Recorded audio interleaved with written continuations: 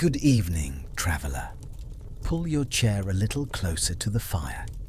Tonight, I would like to tell you about old friends, brave knights, the good knights. The hall is quiet now. The day's work is finished. The torches burn low along the stone walls, and beyond the castle windows, the night wind drifts across the fields of Britain.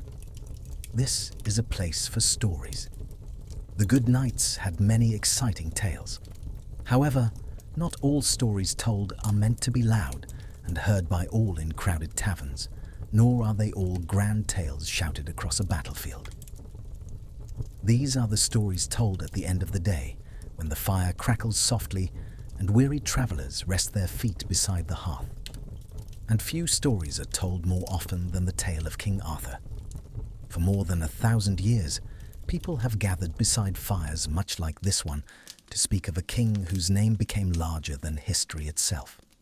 Some say he was a real ruler who lived in a troubled age after the Romans left Britain. Others believe he belongs more to legend than to history. But whether Arthur was a king of flesh and blood, a hero shaped by storytellers, or perhaps a little of both, his story has endured when countless others have faded away.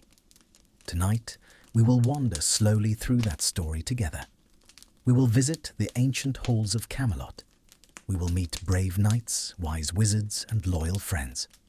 We will hear of great victories and heartbreaking mistakes. And as the fire burns gently beside us, we will discover why the legend of Arthur still survives after all these centuries. So settle in. Let the warmth of the hearth chase away the chill of the evening. Close your eyes if you wish, and let us begin. The fire crackled softly beside us as the evening grew later. Outside the castle walls, the countryside of Camelot rested beneath a blanket of darkness. The fields were quiet now. The farmers had long since returned to their homes. The horses slept within their stables. Even the birds that filled the skies during daylight had tucked themselves away among the trees. Only the occasional hoot of an owl drifted through the cool night air. Within the castle, however, a gentle warmth remained. Hundreds of candles flickered throughout the halls. Their golden light danced across stone walls that had stood for generations. The shadows they cast seemed almost alive, stretching and shifting with every movement of the flame. The corridors of Camelot were wide and sturdy, built not only to impress visitors, but to withstand the passing of centuries. Worn stone steps curved upward toward towers and private chambers. Rich tapestries hung from the walls, each telling stories of battles won, kingdoms united, and heroes remembered. As one wandered through the castle, the scent of burning wood from countless fireplaces could be found around every corner. The castle was not silent, yet it was peaceful. Somewhere in the distance, a servant quietly completed the final duties of the day. A guard shifted his weight upon the wall. A horse stamped a hoof within a stable below. These were the small sounds of a living castle preparing itself for rest. At the heart of Camelot stood the great hall. Its ceilings stretched high above, supported by enormous wooden beams darkened by age. Long tables filled the room. During feasts, these tables would be crowded with nobles, knights, musicians, and guests from distant lands. But tonight, they stood empty. The chairs rested quietly in their places. The torches burned low. The hall seemed almost to be sleeping itself. And beyond the great hall lay perhaps the most famous chamber in all the kingdom, the Chamber of the Round Table. Even now, many centuries after the stories were first told, people continue to speak of that table. It was not covered in gold. It was not made from jewels. Its importance came from something far more meaningful. It was round, a simple shape, yet a powerful one. No seat stood at the head. No place was considered greater than another. Each knight who sat there was meant to be equal in honor and duty. It was a symbol of unity, a reminder that service, courage, and character mattered more than pride.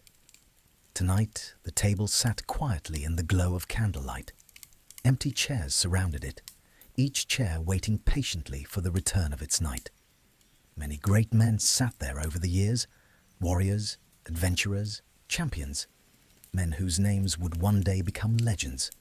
But their stories can wait for another evening. Tonight belongs to Camelot itself, and to the king who brought these people together, King Arthur. The stories of Arthur have been told in countless ways. Some say he was destined to rule from the very beginning. Others tell of magic, prophecy, and fate. Yet perhaps the reason people remember Arthur is much simpler. He tried to be a good king. He listened, he learned. He sought wisdom from those around him.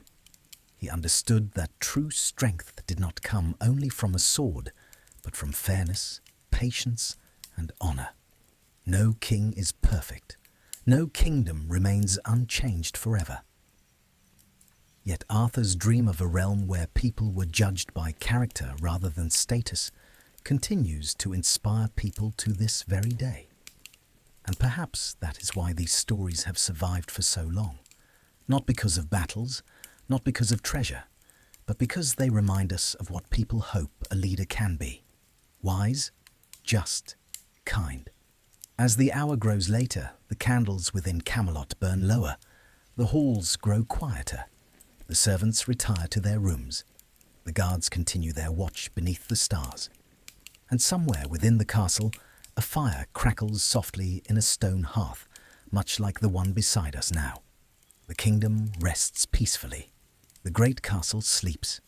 And tomorrow, when the sun rises once more over the towers of Camelot, new stories will begin. But those stories can wait until another evening. For now, simply enjoy the warmth of the fire, the quiet of the castle, and the gentle comfort of knowing that Camelot stands peacefully beneath the stars. Leaving the warmth of the great hall behind, we step quietly into the corridors of Camelot. The heavy wooden doors close softly behind us, and the sounds of the hall fade into the distance. The laughter of knights, the crackling of the fire, the low murmur of conversation, all of it slowly drifts away until only silence remains.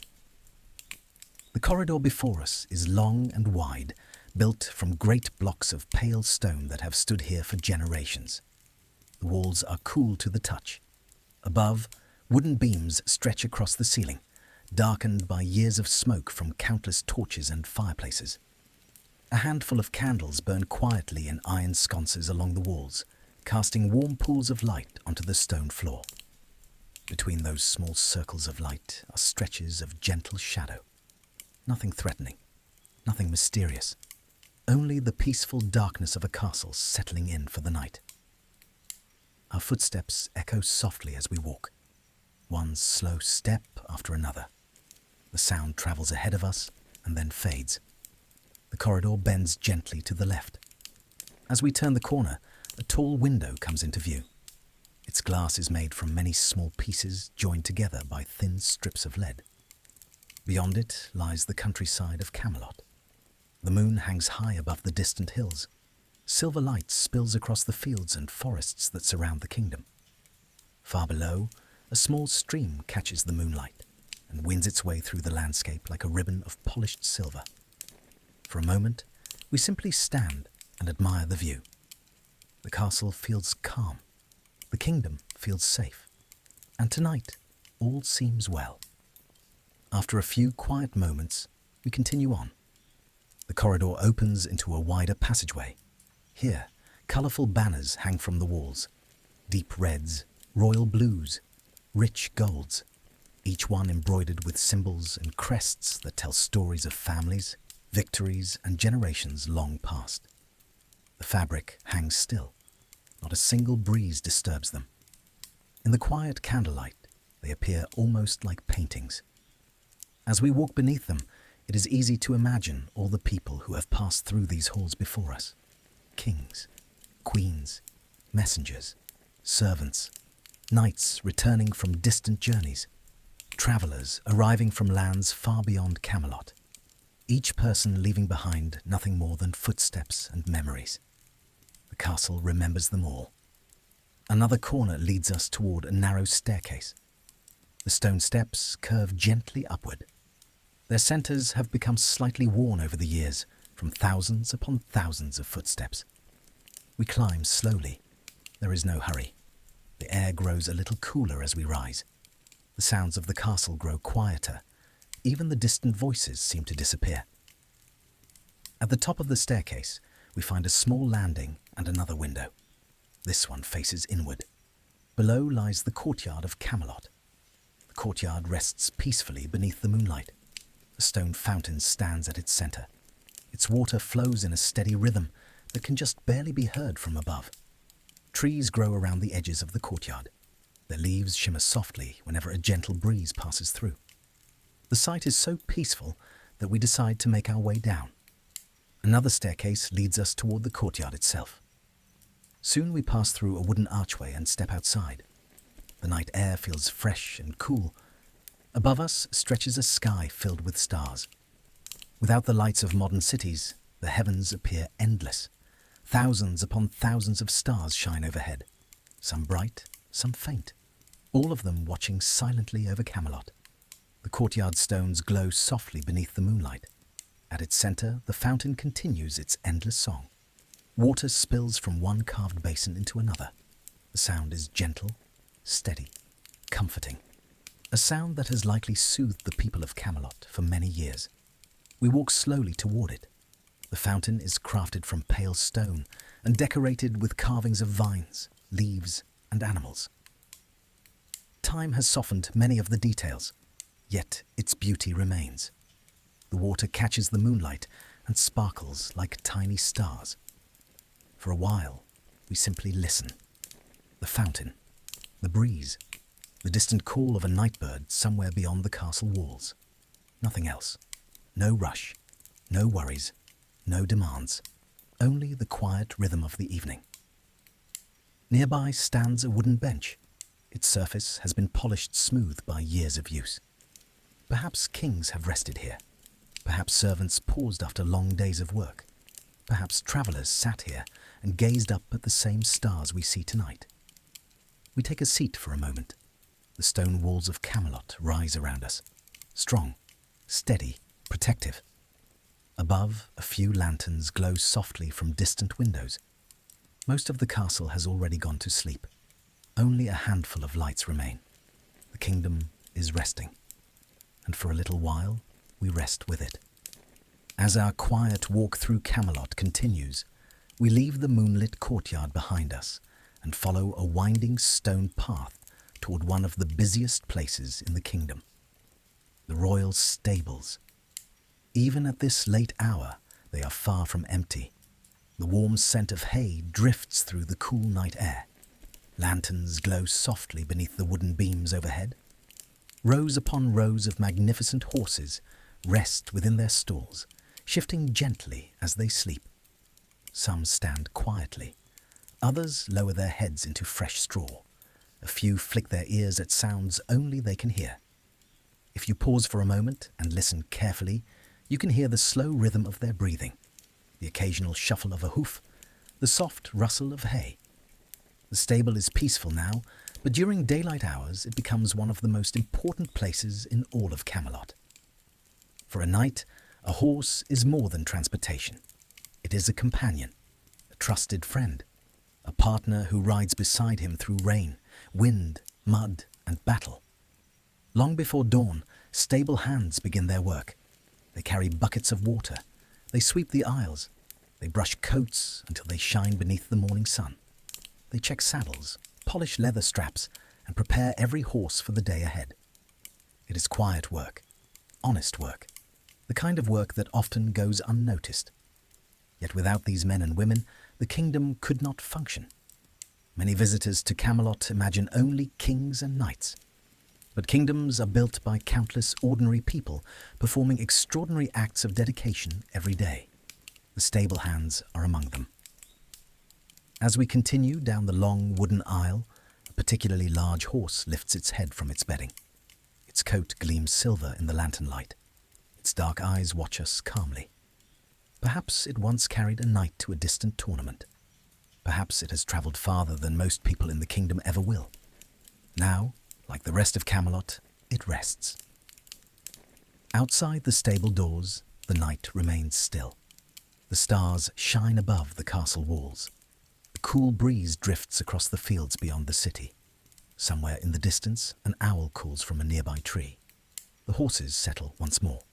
The stable hands extinguish another lantern, and Camelot grows quieter with every passing moment. For now, we leave the royal stables behind and continue our gentle journey through the sleeping castle. Ahead of us, warm golden light spills from another doorway, a place where the day begins long before sunrise, a place filled with the comforting scent of bread, herbs, and freshly prepared meals. The kitchens of Camelot await, and together we slowly make our way there. The kitchens of Camelot await, and together we slowly make our way there. The sounds of the stables fade behind us as we follow the gentle glow of lantern light through another stone corridor. The air grows warmer with each step. Soon, the scent of fresh bread drifts toward us, not strong or overwhelming, just enough to remind us that, even in a mighty castle, simple comforts are often the most welcome. At the end of the corridor, a heavy wooden door stands slightly open. Soft golden light spills across the floor. As we pass through, we find ourselves in one of the busiest places in Camelot, or at least it had been busy only a short while ago. Now, like the rest of the castle, the kitchens are preparing for sleep. Great stone hearths glow with fading embers. The largest cooking fires have been reduced to gentle coals that radiate a comforting warmth throughout the room. Long wooden preparation tables stretch across the kitchen floor. Earlier in the day, they would have been crowded with cooks, bakers, and servants preparing meals for the king, his knights, and the many people who call Camelot home. Now they sit mostly empty. Only a few baskets remain. A loaf of bread cools upon a wooden rack. A handful of herbs hang drying from beams overhead. Copper pots and iron kettles sway almost imperceptibly from hooks above the hearths. For a moment, everything feels wonderfully still. A baker finishes wiping flour from a tabletop. An apprentice quietly stacks wooden bowls. Neither speaks above a whisper. The day is done. Tomorrow's work can wait until morning. The young apprentice pauses beside a basket of fresh rolls. He breathes in their warm aroma and smiles to himself. Perhaps he is proud of his work, or perhaps he is simply looking forward to sleep. Either way, there is a quiet contentment in the room, the kind that comes after a long day spent doing something useful, the kind of peace that settles gently over a place when everyone knows their work has been completed. The last loaf of the evening cools upon its wooden rack nearby. Its crust crackles softly as it settles. No one rushes to claim it. There will be plenty for breakfast when the sun returns. Somewhere in a nearby corner, a cat lies curled beside the warmth of the hearth. One ear twitches as the embers quietly shift. But otherwise, the castle's unofficial kitchen guardian remains fast asleep. Tomorrow it will wander beneath the tables in search of crumbs and patrol the pantry for curious mice. Tonight, however, even the cat has decided that the day's work is done. Outside, the moon shines through narrow windows set deep within the stone walls. Silver light mixes with the warm glow of lanterns, creating soft shadows that dance across the floor. Somewhere nearby, a kettle quietly hums. Not loudly, not enough to demand attention, only a small and steady sound. The sort of sound one might barely notice during the day, but finds strangely comforting at night. And for a few peaceful moments, we simply stand here, listening, watching, allowing the warmth of Camelot's kitchens to settle around us like a blanket. And for a little while, we ask nothing more of the evening. The embers glow softly. The kettle hums its quiet song. The cat remains asleep beside the hearth. Somewhere overhead, the great castle settles with the occasional creak of ancient timber. Otherwise, all is calm, all is warm, all is well. We remain there for a few moments longer. There is no reason to hurry. The night is still young, and Camelot has already begun its slow journey towards sleep. The baker has long since retired. The apprentice has disappeared down a quiet hallway. Even the lanterns seem to burn more gently now. At last, we take one final look around the kitchen. The cooling loaf rests undisturbed upon its rack. The cat continues dreaming beside the hearth. The coals glow with a steady orange light. A room that only hours ago bustled with activity now feels peaceful and content. And quietly, so as not to disturb any of it, we make our way back toward the doorway. The heavy wooden door closes behind us with a little more than a soft click. Immediately, the air feels cooler, not unpleasantly so, only enough to remind us that we have left the warmth of the hearth behind. The corridor before us is empty. Lanterns hang from iron brackets along the walls. Their golden light stretches across the ancient stone floor. Our footsteps echo softly as we continue onward. Above us, somewhere deep within the castle, a faint breeze drifts through unseen passageways. We feel it brush gently across our face, cool, fresh, carrying with it the scent of the night beyond the walls. For a moment, we pause and listen. The kitchens are quiet behind us. The stables rest in the distance. The great hall has long since emptied. All of Camelot seems wrapped in a peaceful silence. Then the breeze returns, a little stronger this time, as though inviting us onward. We follow it, not because we have somewhere important to be, but simply because wandering through a sleeping castle on a peaceful night feels like exactly the right thing to do. The corridor bends gently ahead, and there, illuminated by the glow of a nearby lantern, we discover a narrow stone staircase winding upward into the darkness. The breeze seems to be coming from above, from somewhere high within the castle. So, with unhurried steps, we begin the climb. And together, young traveller, we make our way toward the castle walls. And together, young traveller, we make our way toward the castle walls. The staircase winds upward through the ancient stone. Round and round it climbs, not steep enough to tire us, only enough to make us slow our pace and notice the quiet. The lantern light below grows fainter with each step. The cool breeze grows stronger, and somewhere ahead we can see the faint silver glow of moonlight. At last, the staircase reaches its end. A narrow wooden door stands before us. Its iron hinges are worn smooth from years of use.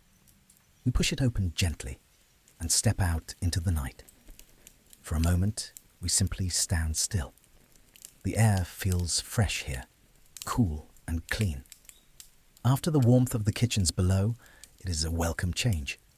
Above us stretches a sky filled with stars, hundreds of them, perhaps thousands, far more than most people ever notice during the busy hours of the day.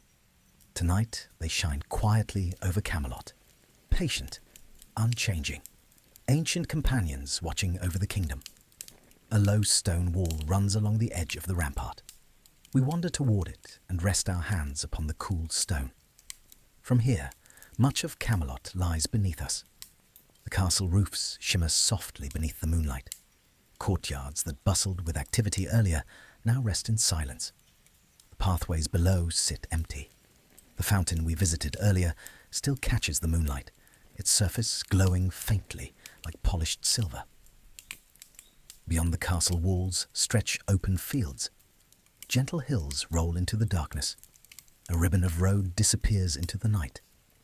During the day, travellers, merchants, and messengers would follow that road toward Camelot. Tonight, it rests peacefully beneath the stars. Somewhere along the wall, a lone watchman stands his post. He carries a lantern whose light flickers softly against the stone. There is nothing dramatic about his duty tonight. No approaching armies, no urgent warnings, no alarms to sound. Only the quiet responsibility of keeping watch while others sleep. We do not disturb him. Instead, we continue our slow walk along the rampart. The breeze moves gently around us. Far below, one or two windows still glow with candlelight. Perhaps a servant finishing the last task of the day. Perhaps a scholar reading one final page before sleep. Perhaps someone simply enjoying the peaceful hours of the night.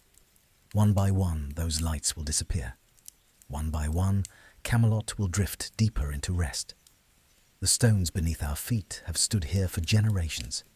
They have witnessed celebrations, storms, harvests, coronations, and countless quiet evenings just like this one. Yet somehow, tonight feels as peaceful as any of them. We pause once more and gaze out across the sleeping countryside. The world seems larger from up here, and at the same time, strangely calmer, protected by these ancient walls, sheltered from the worries that belong to daylight. For a little while longer, there is nowhere else we need to be, nothing we need to accomplish, no task waiting for us, only the cool night breeze, the distant stars, and the comforting knowledge that all of Camelot rests safely below. For a little while longer, we remain upon the castle walls. The cool night breeze drifts around us, the stars shine overhead, and all of Camelot rests quietly below. We have wandered far together tonight, through the great hall, along quiet corridors, past the stables and kitchens, across moonlit courtyards, and finally here, high above the kingdom upon the ancient ramparts. But every gentle walk must eventually continue, and ours is no different. At last, we take one final look across the sleeping countryside. Then we turn away from the stone wall. Nearby, the narrow staircase that carried us upward waits patiently in the moonlight. Its worn stone steps spiral downward into the castle below. Slowly, we begin our descent. Round and round the staircase winds. The night air grows a little warmer with each step. The sounds of the breeze gradually fade behind us. Soon, the silver moonlight gives way once more to the soft glow of lanterns. At the bottom of the stairs, another corridor stretches before us. Quiet, empty, and lined with some of Camelot's oldest treasures. The hallway is wider than most we have explored tonight. Tall stone arches rise overhead. Their curved shadows dance softly in the lantern light. Between each arch stands a suit of armor. At first glance, they almost appear alive. Silent figures standing watch over the corridor. Patient guardians who have remained at their post for hundreds of years. Of course, they are only displays. Yet there is something impressive about them all the same. We wander slowly among them. One suit wears polished silver plate armor that gleams softly beneath the lanterns. Another bears a shield painted deep blue, decorated with a faded golden lion. Farther ahead stands a suit of armor so old that tiny marks and scratches cover its surface. Each one carries its own history. Each one tells a story long forgotten. Some belong to knights who rode beside King Arthur. Others may have been gifts from distant kingdoms. Tonight, however, they ask nothing from us. They simply stand quietly in the darkness, watching over the sleeping castle, watching over us. The corridor seems almost peaceful because of them. Not lonely, not empty, simply calm, like a place where memories are allowed to rest. As we continue onward, colourful banners hang from the walls above. Red, blue, gold. Their fabric moves ever so slightly in the gentle drafts that wander through the castle halls. The colours have softened with age, yet they remain beautiful, small reminders of celebrations, tournaments, and victories from long ago. Ahead, the corridor gradually opens. The stone walls widen. The ceiling disappears. Cool night air greets us once more. We have arrived at a small courtyard tucked safely within the heart of the castle. Moonlight spills across the stone floor. At its center rests a fountain. The basin is carved from pale stone, worn smooth by countless years of flowing water. At the center of the fountain stands a knight. Not a living knight, a statue. His shield rests before him. His sword points gently toward the ground. Water spills from the edge of the shield into the pool below. The sound is soft, steady, endlessly relaxing. A gentle trickle that fills the courtyard without ever becoming loud. We approach slowly. Moonlight dances across the water's surface. Tiny ripples drift outward in perfect circles. The reflections of stars shimmer there, a appearing and disappearing with each movement of the water. For a moment, we simply stand beside the fountain, listening. The sound reminds us of a small stream hidden deep within a forest, peaceful, patient, unhurried. Just as it has done every night for years, the fountain continues its quiet song beneath the stars. Nearby, a stone bench rests beneath a climbing vine that curls along the courtyard wall. We pause there for a few moments, not because we are tired, but because there is no reason to hurry. Camelot is asleep. The fountain is singing softly beside us, and the night still has many stories left to share. After a time, we rise once more, leaving the fountain behind, continuing deeper into the quiet castle, ready to discover whatever peaceful corner awaits us next. Before long, another doorway catches our attention. It stands quietly along the corridor, a heavy oak door bound with dark iron hinges. The wood is old, far older than most of the furniture we have seen tonight. Tiny marks and scratches cover its surface, the sort that only appear after generations of use. A small lantern hangs beside the doorway. Its golden light flickers softly across the iron handle. Without hurry, we push the door open and step inside. Immediately, the air feels different, still, quiet, almost sacred. This is the library of Camelot, one of the calmest places in the entire castle. Rows of wooden shelves stretch across the room. Some reach nearly to the ceiling. Others stand lower, forming comfortable aisles between them. Every shelf is filled with books. Large books, small books, books bound in leather, books wrapped in cloth, books whose titles have long since faded from their covers. The scent of old parchment drifts through the room, dry, warm, comforting, a smell that seems to belong only to libraries. Above us, tall windows allow moonlight to spill across the stone floor. Silver light mingles with the glow of several lanterns hanging from wooden beams overhead.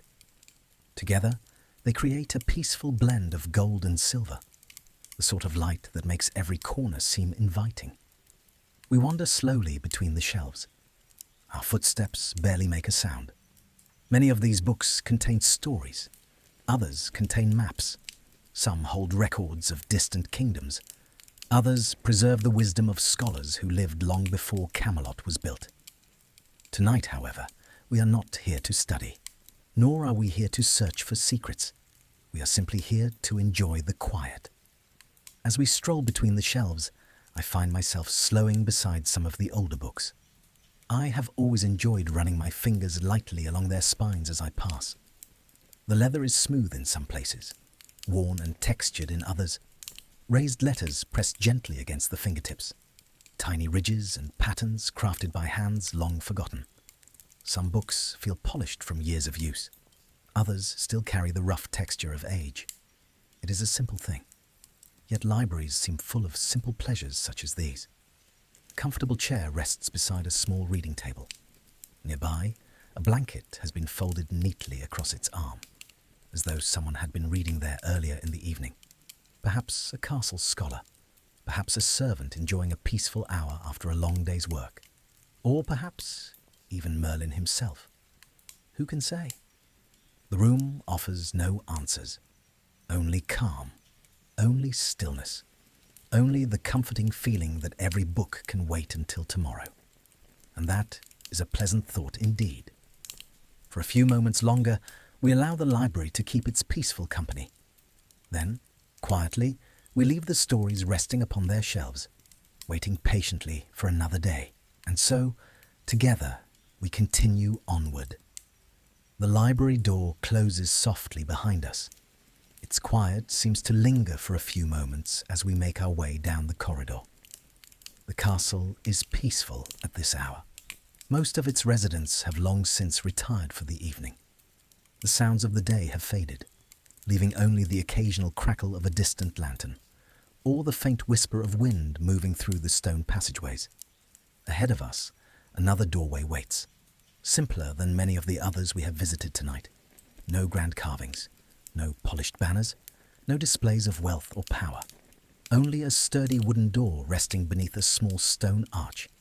A single lantern burns beside it, its flames steady and calm, as though even the light itself has grown sleepy. We approach without hurry, and when we reach the door, we push it open gently. A warm stillness greets us from within. The air carries the faint scent of old wood, candle wax, and stone. Immediately, we know this place is different, not because it is grand, but because it is quiet in a way few places ever truly are. This is the Chapel of Camelot.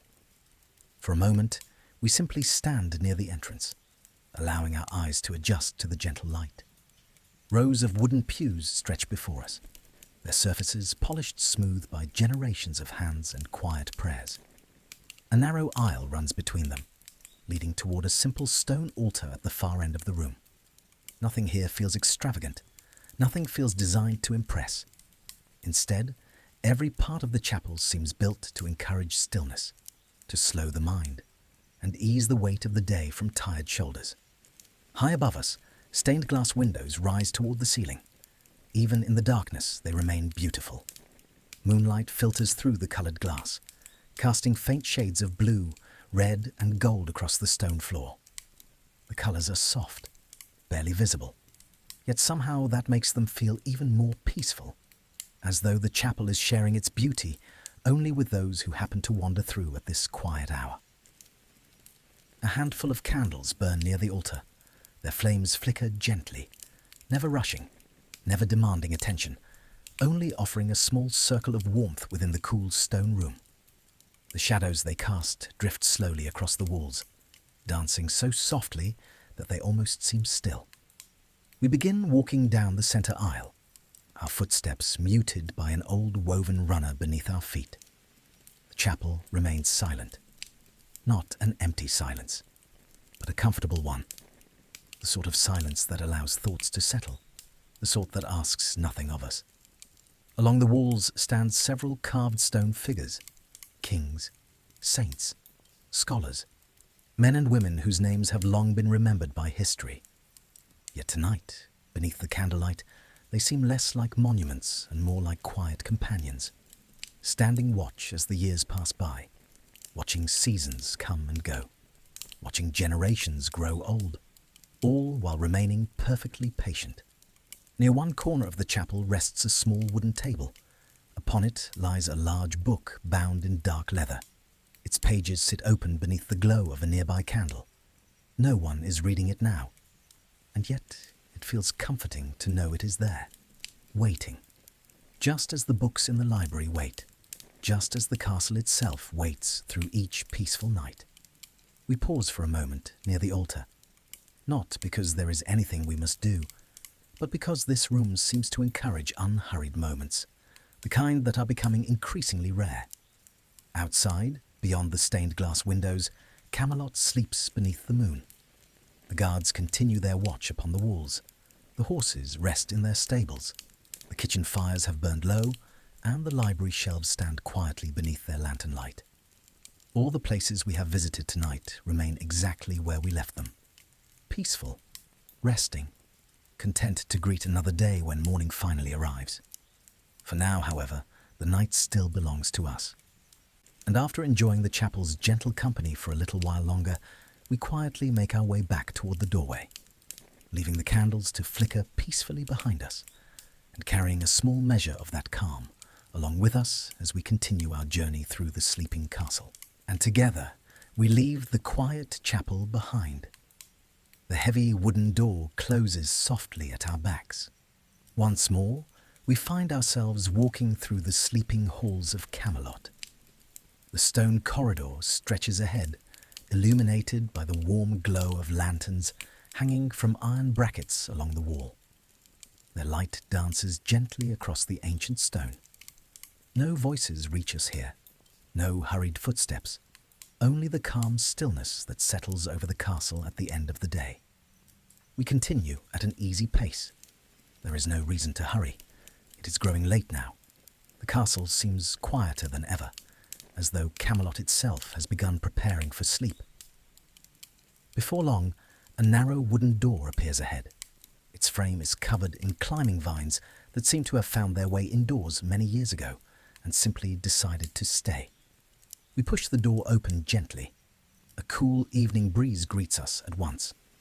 And beyond the doorway lies a small garden tucked beside one of Camelot's outer walls. During the day, the royal cooks and healers gather herbs here. But tonight, it belongs only to the moonlight. Silver light spills across the stone paths that wind between the garden beds. The air feels fresh, clean, peaceful. We wander slowly between the rows of herbs. Lavender sways gently beneath the stars. Rosemary and thyme release their soft fragrance into the cool evening air. And tucked among them, small white chamomile flowers rest quietly beneath the moonlight. Tiny drops of dew have begun to gather along their leaves. Here and there, the droplets catch the silver glow of the moon, looking almost like scattered jewels resting among the garden beds. The evening has grown cool enough now for the first signs of morning to begin quietly announcing themselves. Not that dawn is near. There are still many peaceful hours before sunrise. But the night has settled deeply over Camelot. We pause for a moment and breathe in. The scent is light, gentle, almost sweet. It reminds me of evenings beside a warm fire, of heavy blankets pulled close on cold nights, of knowing the day is finished, of having nowhere left to be, only rest, only comfort. I once heard that Sir Lancelot was quite fond of chamomile tea. Whether the story is true, I cannot say. But standing here tonight, breathing in the fragrance carried on the breeze, I find myself hoping it is. It seems exactly the sort of drink one might enjoy after a long ride across the countryside, or after returning home to Camelot beneath a sky full of stars. I imagine a small cup warming cold hands, a curl of fragrant steam rising quietly into the evening air. The sort of simple comfort that asks nothing of us, except that we sit peacefully for a while. For a few quiet moments, we remain where we are, surrounded by the scents of the garden, listening to the gentle rustle of leaves, and feeling something that even the grandest castles cannot provide, a simple sense of home. At last, we continue on. The winding garden path leads us toward a familiar glow in the distance, the gentle shimmer of moonlight dancing across water.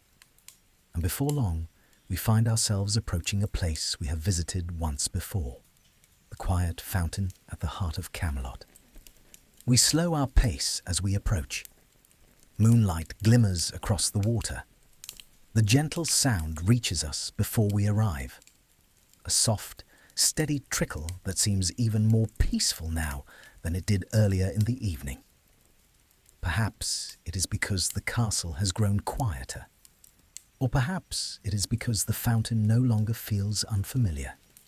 We have been wandering the halls and pathways of Camelot for many hours now, and somewhere along the way, this place began to feel less like a castle we were visiting, and more like a place we belong.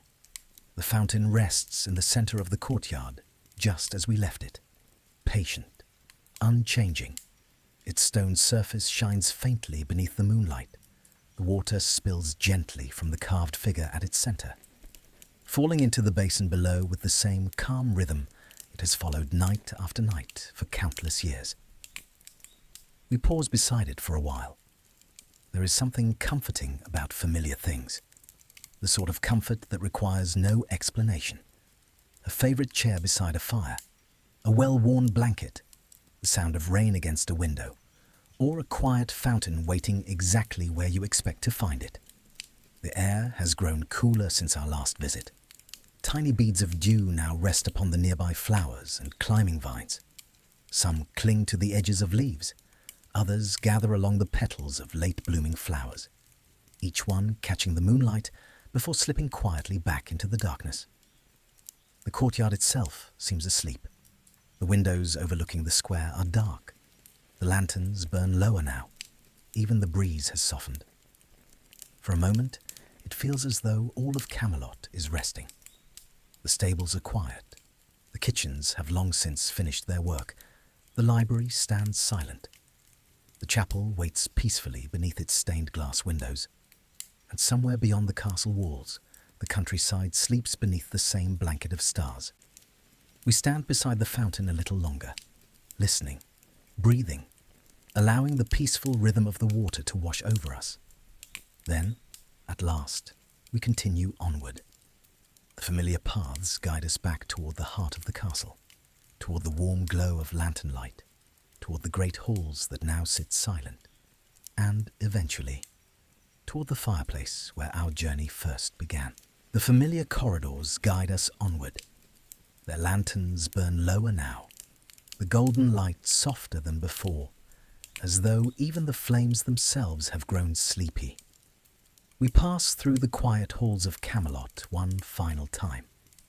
The great castle rests peacefully around us. The kitchens are silent. The stables are still. The library stands watch over its countless books. And the chapel waits quietly beneath its stained glass windows. All is calm. All is well. Before long, a warm glow appears ahead. Familiar, welcoming, home. We follow it around one final corner, and there it is, the great fireplace, exactly as we left it. The fire still burns steadily within the ancient stone hearth, not as brightly as before. The evening has grown late. The flames have settled into a gentle dance. Their soft light flickers across the walls, casting warm shadows that move lazily through the room. For a moment, we simply stand and watch, listening to the quiet crackle of burning wood, feeling the comforting warmth spread through the room. Outside, the moon continues its slow journey across the night sky. But here beside the fire, time seems to move more slowly, as though the world has decided to rest for a while. We return to our chair near the hearth, the same chair where our journey began. The cushions are warm, the fire is comforting, and after all our wandering through Camelot, it feels good to sit once more. As we settle into our seat, a small movement catches our eye, curled beside the hearth, exactly where we might have expected to find it. The castle cat, fast asleep, its tail wrapped neatly around itself, its ears twitching now and then as it dreams whatever peaceful dreams castle cats dream. Perhaps it spent the evening wandering the halls. Perhaps it visited the kitchens in search of scraps. Or perhaps it has been here all along, watching the fire, waiting patiently for our return. Whatever the case, it seems entirely content. And somehow, seeing it there makes the room feel even more welcoming. The fire crackled softly. The cat sleeps peacefully. And all throughout Camelot, the night continues. Somewhere high above us, King Arthur rests within his chambers. The knights of the Round Table sleep soundly after another day of service to the kingdom. The horses rest comfortably in their stalls. The cooks and bakers dream beside darkened ovens, and the quiet fountain continues its gentle song beneath the moonlight. Everything has found its place. Everything is at peace. For a little while longer, we sit beside the fire, watching the flames, listening to the occasional crackle of a settling log, feeling the warmth of the hearth. There is nowhere left to go tonight, nothing left to see. The castle has shared its secrets. The journey is complete. All that remains is this simple moment: a warm fire, a sleeping cat, and the quiet comfort of Camelot at rest. So let us remain here together for a while, beside the hearth, beneath the gentle glow of firelight, while the castle sleeps around us. The fire burns softly, the cat dreams peacefully, and beyond the castle walls, the countryside rests beneath a blanket of stars. If your eyes have begun to grow heavy now, if the warmth of the fire feels comforting, if the sounds of Camelot have begun to drift softly into your dreams, then rest easy, traveller. Camelot will still be here when morning comes. The fountain will still sing beneath the moonlight. The library will still guard its stories, and the castle cat will no doubt be napping in its favourite place. Until then, good night, Camelot. Good night, traveller, and good night to all the good knights. May your fire burn warm. May your journey be peaceful. and may your dreams carry you gently through the moonlit halls of Camelot. Until we meet again.